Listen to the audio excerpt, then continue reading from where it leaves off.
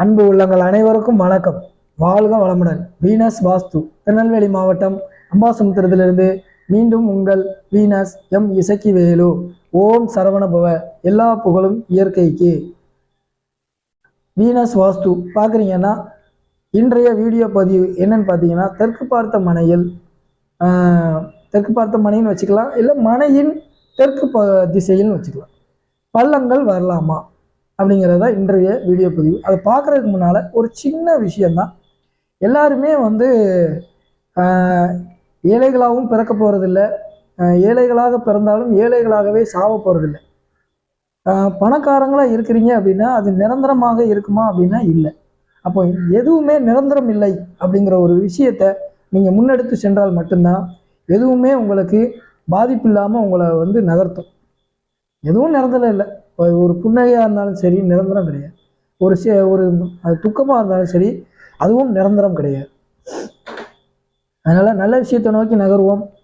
ஒரு மனையினுடைய தெற்கு பகுதியில் தெற்கு திசை அந்த இடத்துல பள்ளங்கள் வரலாமா? உதாரணத்துக்கு ஒரு கால்வாய், ஒரு ஓடை, ரெண்டாவதாக பார்த்தீங்கன்னா ஒரு கிணறு, ஒரு ஒரு சேஃப்டி டேங்க்னு வச்சுக்கலாம். அது வீட்டுக்கு நிறைய பேர் இப்போ செய்யக்கூடிய தவறு தானே, அதையும் சேர்த்து சொல்லிடுவோம். தெற்கு அப்படின்னாலே பள்ளங்கள் வரக்கூடாது. இதுதான் கான்செப்ட். அது ஓடை, போர்வெல், கிணறு எந்த வேணாலும் வச்சுக்கோங்க. தெற்கு அப்படின்னாலே உயரம் தான் உங்களுக்கு ஞாபகம். பள்ளம் அப்படிங்கிறது நிச்சயமாக வரவே கூடாது மனையின் தெற்கு பகுதியில். அது வீட்டுக்கு உள்ளே இருந்தாலும் சரி வெளியிலே இருந்தாலும் சரி. நிறைய இடங்கள்ல சின்னதாக ஒரு மேனுவல் அமைச்சிருப்பாங்க. அது பார்த்தீங்கன்னா அந்த தெற்கு பகுதியில் இருக்கும். அதே மாதிரி காம்பவுண்டுக்கு வெளியில் எனக்கு ஏரி இருக்குது சார், நான் ஒரு காம்பவுண்டு பண்ணியிருக்கேன் அப்படின்னா சின்ன விஷயங்கள் பெரிய மாற்றங்கள் சொல்கிறாங்க. தவறுன்னு தெரிஞ்சுட்டு ஒரு நகர்வு தான் பண்ணி பாருங்களேன். ஏன் போட்டு நீங்கள் அதில் ரொம்ப கஷ்டப்படுறீங்க? ஒரு வீடு கட்டுறதுக்கு முன்னாலேயே ஒரு வாஸ்து நிபுணரை அனலைஸ் பண்ணி நல்ல முறையில் அவங்கக்கிட்ட ஐடியா வாங்கி அதை கட்டுறது சிறப்பு. நீங்கள் வாஸ்து நிபுணருக்கெலாம் ஃபீஸ் கொடுக்கணுமான்னு நினச்சா நிச்சயமாக வாழ்க்கையில் உங்களால் 100% வீடு வாஸ்து முறைப்படி நிச்சயமாக கட்டவே முடியாது. இதுதான் ஒரு உண்மை. வாஸ்து அப்படிங்கிறது அதற்குரிய நீங்கள் அந்த இயற்கைக்கு சம்பந்தப்பட்ட நபர்களுக்கு நீங்கள் ஏதாவது பாதிப்பை கொடுத்தீங்க அப்படின்னா நிச்சயமாக அவர் பாதிப்பு கொடுக்க மாட்டார். ஆனால் இயற்கையை உங்களுக்கு நிச்சயமாக அந்த பாதிப்பை கொடுக்கும். உங்களுக்கான வாய்ப்பை நீங்களே தவற விடுறது தான் சமம். அவர் எந்த வாய்ப்பையும் நீங்கள் இல்லைன்னா வேற ஒரு நபரை பார்த்து வேற ஒரு நபருக்கு சஜஷன் சொல்லி அவங்க அந்த இயற்கை முறைப்படி வீடை கட்டுறது வழக்கமாக. அப்போ நம்ம வீடு மனை வாங்க போகிறீங்க அப்படின்னா தயவு செய்து ஒரு வாஸ்து கன்சல்டண்ட்டை கூப்பிடுங்க, அழைத்து பாருங்கள். உங்களுக்கு யார் பிடிச்சிருக்கோ கூப்பிட்டு பாருங்கள். அதெல்லாம் தவறே கிடையாது. ஆனால் தேவையில்லாத பரிகாரத்தின் பின்னால் போய் மூழ்கி பணத்தை வேஸ்ட் பண்ணிடுறாங்க, அவ்வளோதான். நான் நிறைய விஷயங்களை என்னுடைய வீடியோ போய் பாருங்கள்.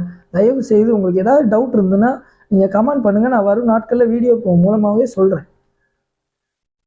அதனால் பரிகாரத்தின் பின்னால் இது சரியாயிரும்னு சொல்லி ஏமாந்து போகாதீங்க, அவ்வளோதான். மனையுடைய தெற்கு பகுதி, அதாவது ஒரு வீடு இருக்குது அப்படின்னா அந்த வீட்டினுடைய தெற்கு திசையில் பள்ளங்கள் வரக்கூடாது. சரி, இது வரலாமா, அது வரலாமா, இது இருக்கலாமா, அது இருக்கலாமா, அந்த கேள்விகள்லாம் விட்டுட்டு பள்ளம் அப்படின்னாலே அது தவறு தான், அவ்வளோதான். இதை விட இதுக்கு ஒரு பெரிய நீங்கள் ஒவ்வொன்றையாக கேட்கக்கூடாது. சார் இதை வச்சுருக்கேன் அது தப்பா, அது வச்சுருக்கேன் அது தப்பா, இது வச்சுருக்கேன் அது தப்பா. அப்போ தவறுகளை உற்று நோக்குவதை விட மிக சரியான என்ன விஷயம் பண்ணால் நமக்கு இது சரியாகுங்கிறத நல்ல முறையில் சிந்தித்து ஆலோசித்து எல்லாருமே வெற்றி வாழ்க்கை, வெற்றி தானே எல்லாருக்கும் தேவைப்படுது. வெற்றியை நோக்கி நகரணும் அப்படிங்கிறது தான் என்னுடைய வேண்டுகோளாக முன்வைக்கிறேன். வாஸ்துங்கிறது உண்மை. அதில் எது சரியான முறைப்படி அமைக்க முடியும், எதை நம்ம பண்ணால் இது நல்ல முறைப்படி நம்ம வாழ்க்கை அமையுங்கிறத பார்த்து வீட்டினுடைய தெற்கு பகுதியில் பள்ளம் வந்தால் தவறு தான்.